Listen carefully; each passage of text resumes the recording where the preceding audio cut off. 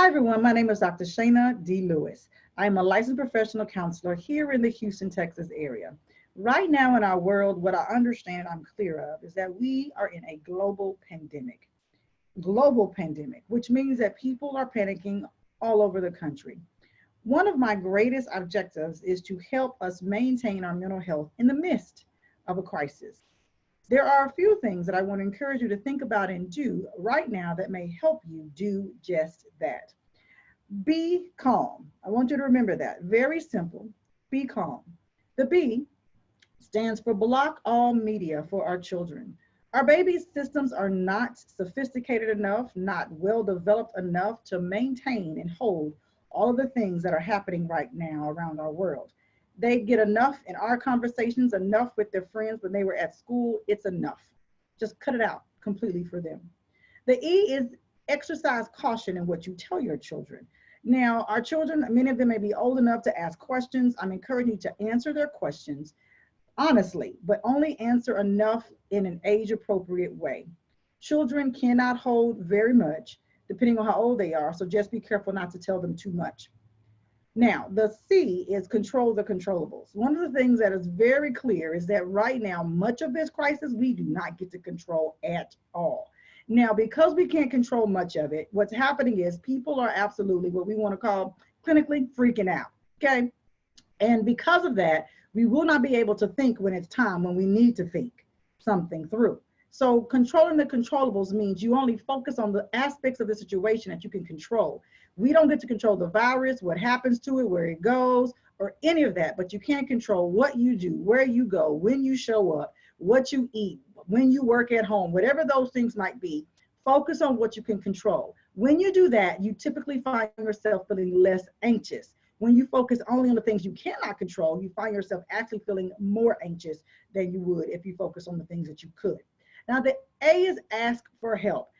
In a crisis, you do not want to go through this alone. So make sure that you are talking to people in your world that are calming for you. Make sure you're not tapping on the folks who are already highly anxious. They can't help you right now. But if you talk to people who are calm, and you're feeling anxious, call them and say, help me out, sis. I need to be calm right now. Talk me off this ledge. Don't call the one that's going to say, oh, girl, yes, I am so upset. I don't know what to do. They're not going to help you. Don't call them. So be sure you don't do this in isolation and alone. I know we have this thing called social distancing, which is a real thing. For those of you like me who are highly extroverted, that's a struggle. But even in the midst of that, you can still stay connected to people. Social media technology has made it very, very easy for us to connect to each other. You can use apps to talk to people all the time without being in their space. But just choose who you talk to very carefully right now, since we are all in a space of really dealing with the high anxiety. Now, the L is look for opportunities to self-soothe. You want to make sure right now that you don't keep your system in this highly activated state. Because we're so highly activated because of the stress of everything, our systems are like, duh, duh, duh, duh, duh, duh. Now, I'm not going to give you a lesson on neurology, but this is all very brain-based. There's a part in our brain called the amygdala that's always looking and searching for threats or things that could be danger. And this is a threat to all of our lives and our systems. And so it is hot right now for everybody. But we have to figure out, how do we calm her down? You calm her down by doing things that are relaxing. Deep breathing is the most simple thing you can do to calm yourself down. You take a deep breath in through your nose, out through your mouth. Pretty simple. Do that 10 times. You also can adult coloring. Yeah, adult coloring books are a real thing. Try them. It's a basic skill from back in the day that many of us don't think that we can use now, but absolutely you can use it right now today and help yourself relax by coloring. Maybe even do it with your kids because you're at home with them. This would be a great way to spend time. Let's all color together. Sounds like a good idea. You might even go outside, because what I'm clear about is that energy is transferred. And because we're all in a state of panic, we really could benefit from using energy that is calming. The earth has plenty of that for us. Go outside. If you can, without your shoes on. Y'all saying, Dr. Shana, the ground is dirty. Get in the grass. I'm just saying it's natural. Touch a tree, something like that. Get that energy from Mother Earth. She'll help you relax a little bit more. You also can even consider fidget spinners. Doing puzzles is a great idea at home. Go get you a 100-piece, 500-piece puzzle. It'll take you the next 14 days to get it all done, but just go ahead and do that. You may even consider using stress balls, things you can just kind of squeeze. I'm big about meditation, mindfulness as well too. There's lots of apps for that. There's Calm called the app. Simple Habit is another app that I recommend to clients very often. So these are things you can use to help yourself self-soothe in the time of high stress that we're in.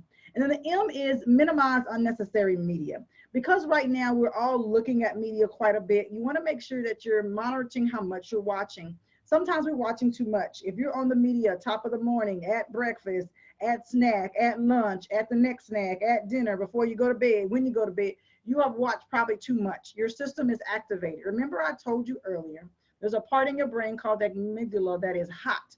And every time you input some other things that are traumatic to your system, it keeps getting hotter and it creates more anxiety for you. So you may want to minimize that some at this point. So I'm encouraging you to think about maybe get on a diet with media where maybe you only watch global news once a day and local news 2 or 3 times a day. Pick times, 8 o'clock, 12 o'clock, 6 o'clock news. You will hear plenty and everything you need to know.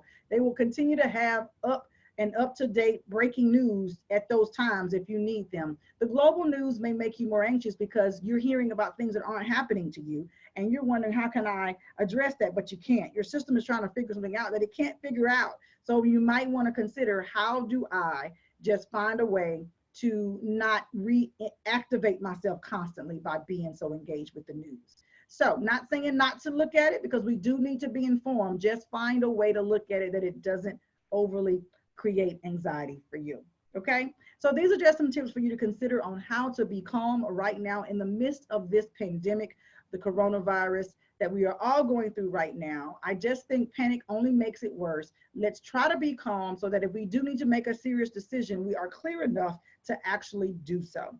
So if you want the entire tip sheet of this, you can go to becalmrightnow.com and you can find that entire tip sheet that'll be there for you with all the details of this. And if you're in a space where you need professional help, and perhaps you need to talk to a counselor, right now, the government is doing a great job of, many of our insurance companies, I should say, are working to help make teletherapy something that clients can access no matter where you are in the country. So if you need some help with those kind of things, reach out to any of your local clinicians. You can find me on livingwellpcs.com as well too. And if you need help, you can email me at slewis@livingwellpcs.com, and I'm happy to help you find a clinician in your area or point you in the right direction. You may even look on psychologytoday.com to look for a clinician in your area as well too. So there are options for you if you need some help and you really are panicking right now. So that is all for now, but just remember, family, just try to be calm. Now is the time for us to be calm, be informed, but don't be overwhelmed. Okay, that's all for now. I'll see you next time. Y'all have a great afternoon. You be safe. This is Dr. Shana signing off. Bye-bye.